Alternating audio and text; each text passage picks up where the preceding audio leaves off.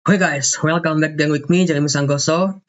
Dan kali ini, nggak cuma tulisannya gue yang besar, tapi semua keseluruhan VS Code-nya besar sekarang. Karena saya baru tahu, ternyata nggak harus kita buat membesarin tulisannya aja, tapi kita juga bisa buat membesarin semua tampilan Windows-nya. Jika dengan cara CTRL, terus kita kasih plus. Terus kalau reset pakai ngampek 0. CTRL ngampek 0. Nah, sekarang kita punya tugas nih. Tugasnya apa sih? Nah, ini sebenarnya agak dua ya, agak dua checkpoint nih, checkpoint pertama sama checkpoint kedua. Checkpoint pertama agak contoh videonya, tapi kita habis itu disuruh eksplorasi sendiri. Yang pastinya ini cukup berbeda dari contoh video sih. Nah, di sini checkpoint pertama buat endpoint transfer point untuk melakukan transaction point. Endpoint-nya nih. Terus di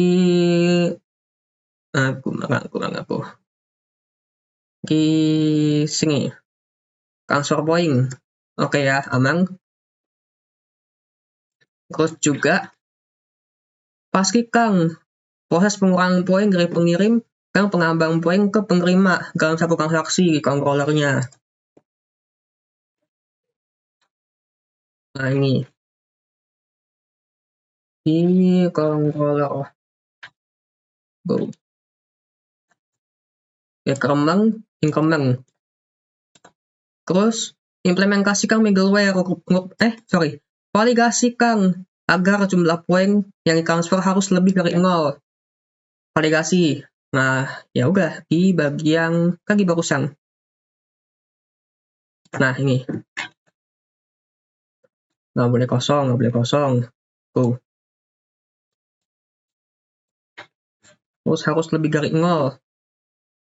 Tuh. Ini semuanya malah harus lebih dari 0. Nih. Kang ID nggak mungkin 0 ya. Itu. Harus lebih dari 0 gitu. Terus apa lagi? Ini kaki uga ya. Nggak mencukupi. Udah, itu. Simpel. Selesai videonya. belum. Aku jelasin dikit aja lah ya. Pertama kita impor si library-nya di sini nih, Express, oke. Terus ini ruka-rukanya, ruka utama sama ruka tambahan, ruka error. Nah, ini buat handling error. Handling errornya gimana? Nanti aku jelasin. Nah, ini buat panggil rongskangka si fungsi Express sama si port 3000. Nah, ini buat bagi parser lah ya, kayak biasa. Terus ini buat ruka utama, ini ruka tambahan. Nah, ini handle errornya, Piston. Nah, Ika jelasin gue handle errornya dulu ya. Soalnya aku cukup poin yang untuk di eksplorasi di videonya nggak ada, soalnya mesti cari sendiri. Karena emang di videonya gagal gitu. Jadi videonya dibuat tapi gagal, sehingga ya udah. Akhirnya ya kita cari cara sendiri untuk lakukan itu, ya suka lah ya. Di sini kita error handler abuse masuk ke middleware. Jadi middleware saya itu agak dua. Pertama untuk validasi input, dan satu lagi buat validasi error semuanya. Nah, di sini berarti kan kita juga butuh yang namanya kayak middleware biasa. Kita butuh error, request, response. Nah, kita harus pakai next. Next-nya buat apa? Bukan buat dipasang sini, tapi next-nya buat untuk boilerplate, buat wadah dari si request error yang dikirimin dari middleware di depannya, middleware si rukenya. Nanti masuk kemari nih. Contohnya kayak misalkan request status code-nya, ambil dari sini. Request message-nya, ambil dari sini. Kayak gimana tuh caranya buat ngirim kemari? Tentu aja pakai call error di bagian sini. Di bagian controller. Nah, kalau error, maka dia call error. Cuma ini kan saya pakai app error, ini kalau error belakang sendiri, sehingga Ika bisa gampangin gua kalau errornya. Pertama message-nya, pesannya, yang satu lagi statusnya. Statusnya apa nih? Status errornya gitu. Ini cuma berlaku buat error doang ya. Kalau sukses ya kayak biasa, JSON-nya dikirim kayak biasa aja. Gitu guys. Nah, gimana caranya bikin up error ini nih? Buat apa namanya validasi custom sendiri. Nah, validasi custom sendiri masuknya ke sini, ke point transfer. Nah, ini dia. Sorry. Ke nah, ke utils. Nah, ini explore function.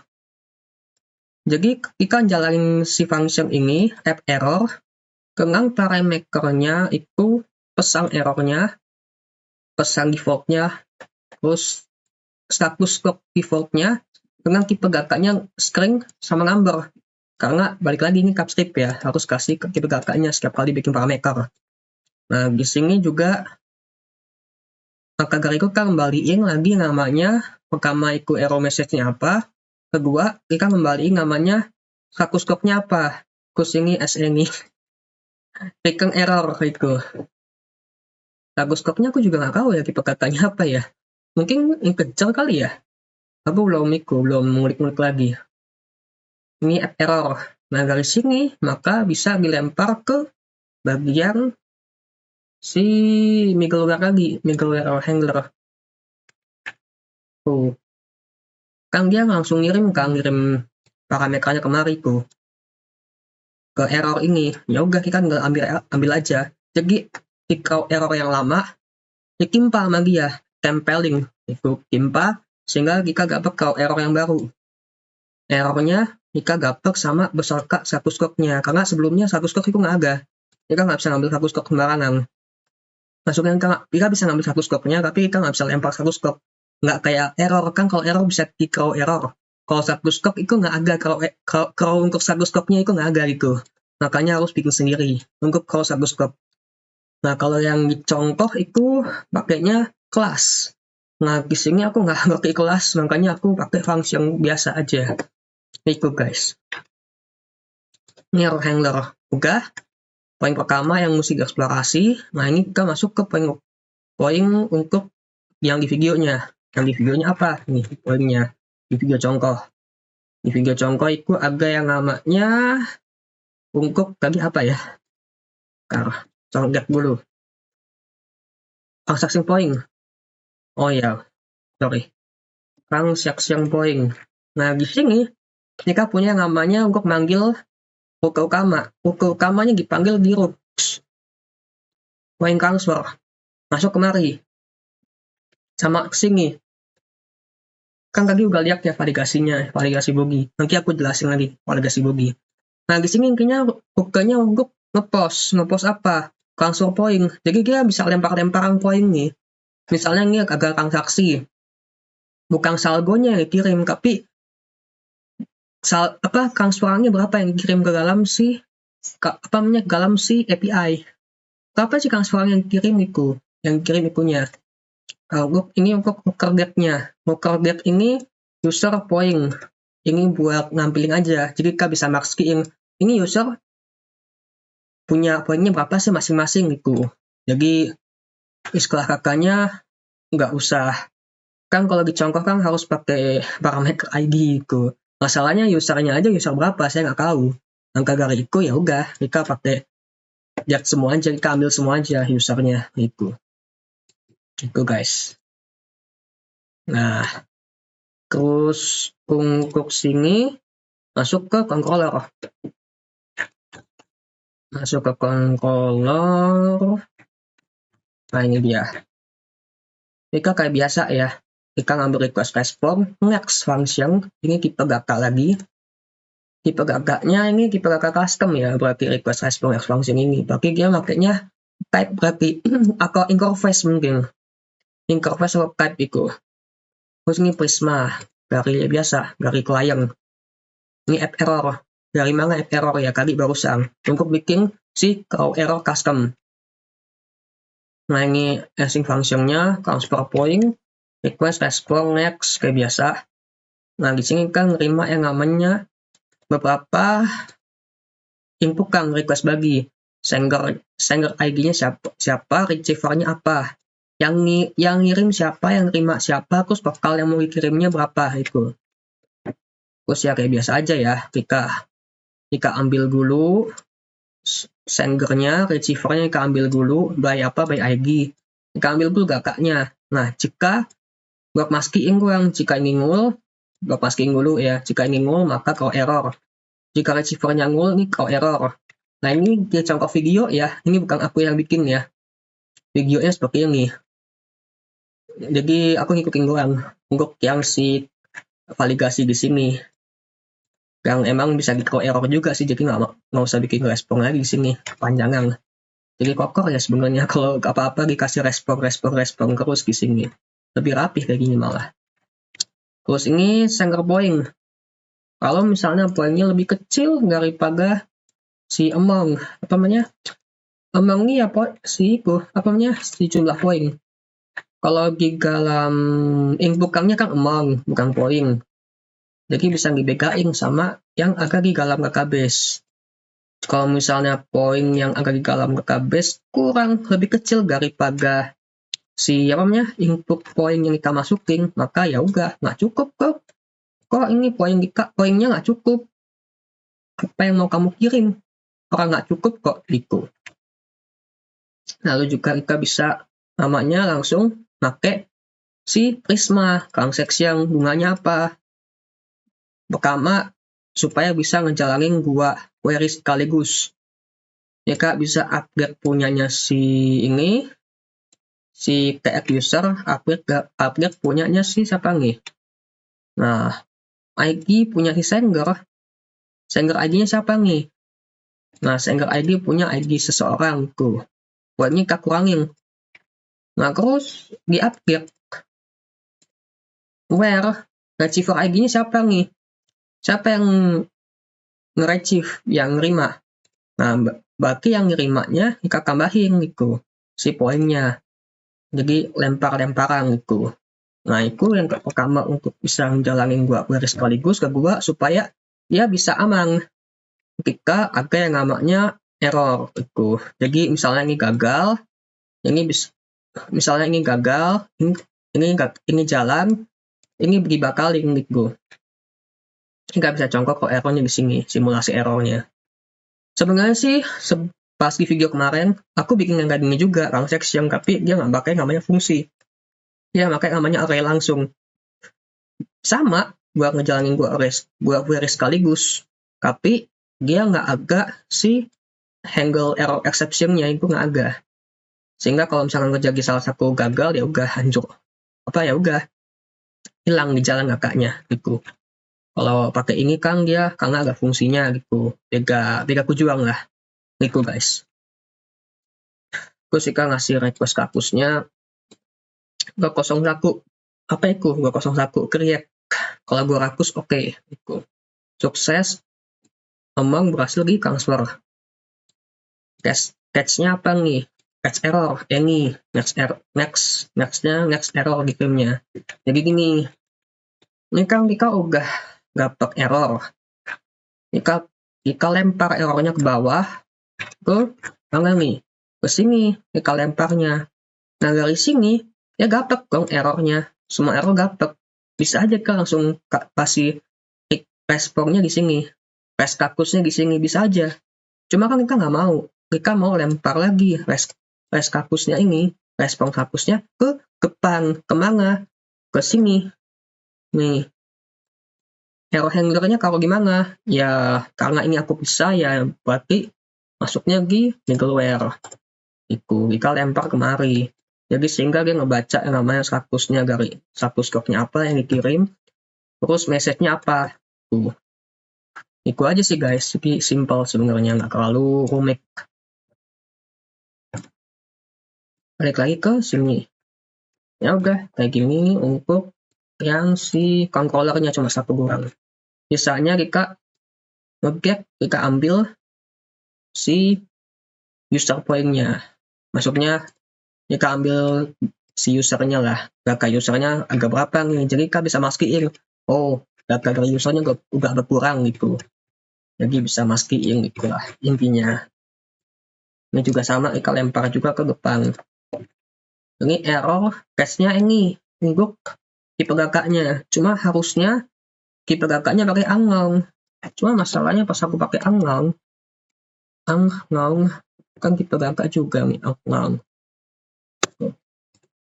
Oh bisa ya dia pakai angang katanya untuk yang si apa namanya, yang si Express terbaru tipe kakaknya angang. Nanti Kak coba jalanin, kalau misalnya gagal ya balik lagi ke ini itu guys. Makanya kalau yang ini buat tipe kakak yang lama, soalnya yang ini kan bisa apa aja, sedangkan kalau angang kita nggak tahu apa. Mereka jadi ngasih apa namanya, kasih tahu kalau ini kita nggak tahu tipe kakaknya apa. Beda sama ini memperbolehkan semuanya. Ya konsepnya seperti itu. Coba Kak jalanin langsung ya di sini, di apa namanya, di Postman. Kak coba cek user sama transfer point berarti. Ups, ngapa ini? Lagi login ya guys.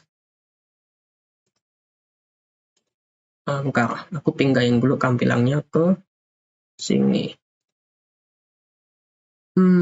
Postman. Oh, oke. Postman-nya kenapa ya? Enggak guys, aku matiin dulu, aku nyalain lagi ya. Postman-nya bermasalah nih. Agak lambat aja koneksi internetnya. Jadi kayak gitu. Oke. 7 muncul. Oke. Sip. Kita ganti lagi. Nah, di sini Postman kita tinggal ambil aja fetch langsung ya di poinnya. Pertama kita cek dulu usernya ada berapa nih usernya. Jadi kita mastiin kalau ini bakal berkurang. Bakal berubah kakaknya. Kenapa ini? Karena kita sekali lagi kita belum yang namanya jalanin si konsolnya. Tuh. Harus jalanin dulu.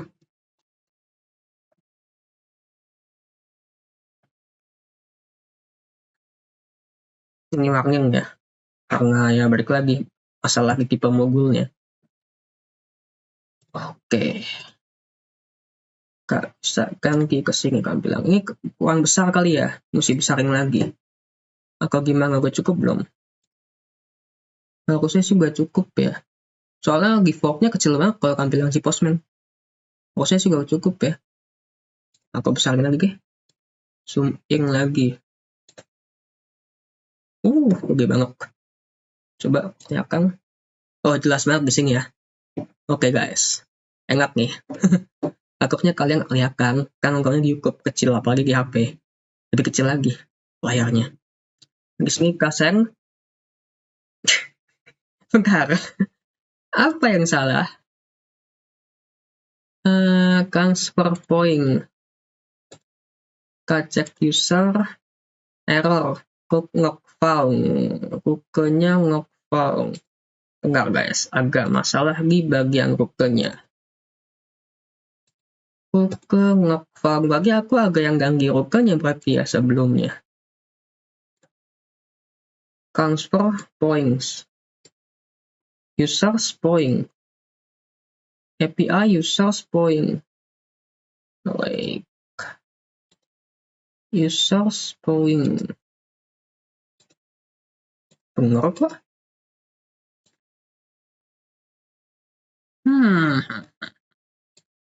Biasa nih. Ruke not found. Karena itu kali aku ganti jadi tipe kakaknya kali ya. Coba. Errornya kita ganti lagi jadi ini.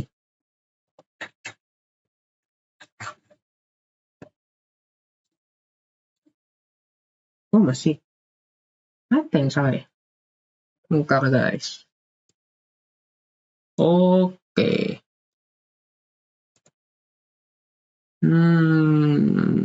Coba kalian lihat request baginya dulu. kadang kayak gini nih guys, jadi pas lagi ngerjain udah berhasil, ketika pas mau rekaman kebak. Langsung dibagiin dong. Karena kita lihat dulu konsol punyanya si usernya apa sih, user konsol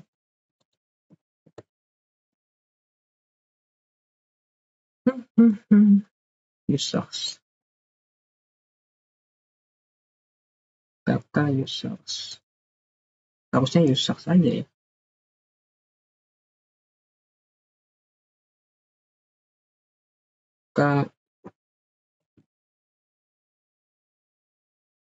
Ini langsung tarik user aja.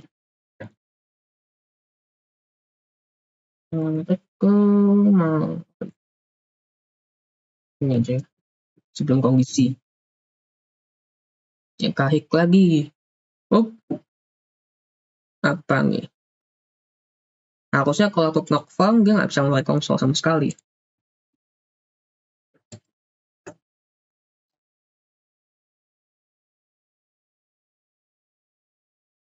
Oh, sorry salah guys, sorry guys, aku ngebuka gua apa namanya, gua PS-Talk, jadi kurang aja nggak jalan. Langsung mati sendiri dong servernya. Coba kita, oke, sip, masuk guys. Enggak, kita ganti dulu. Masuk ya responnya. Terus aku juga kepengen coba untuk ngeganti ininya, tipenya jadi unknown. Coba unknown, harusnya bisa.